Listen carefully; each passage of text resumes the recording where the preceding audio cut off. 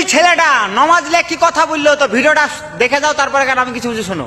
नमाज ये तो सिर्फ 10 मिनट का काम है, और हज या उम्रा करना सिर्फ 10 दिन का काम है। पूरे महीने भर के रोजे रखना सिर्फ 30 दिन का काम है। कलमा पढ़ना तो सिर्फ 30 सेकंड का काम है। ज़कात देना है तो बस 2 मिनट का काम है, जेब में हाथ डाला निकाल कर दे दिया, बस चंद मिनट और चंद घंटों का काम है। 24 घंटे का इस्लाम क्या है?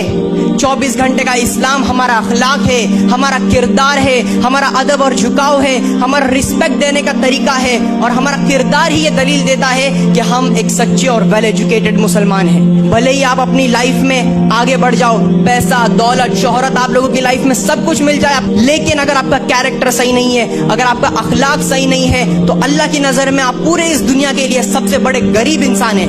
उसी जगह अगर कोई एक गरीब घराने का बेसहारा बेचारा इंसान है, जिसके पास पैसा तो नहीं है, लेकिन उसका कैरेक्टर उसका किरदार একদম একদম সঠিক কথা বলেছে। তো ভিডিওটা এমন ভাবে শেয়ার করো, কারণ প্রত্যেকটা ভাই বোন জানে নিজেদের ভুল বুঝতে পারে, তাহলে শুধু নমাজ হজ যাকাত দিলেই কিন্তু সবকিছু হবে না, তাহলে কারণ নিজের ইমানটা আগে ঠিক রাখতে হবে।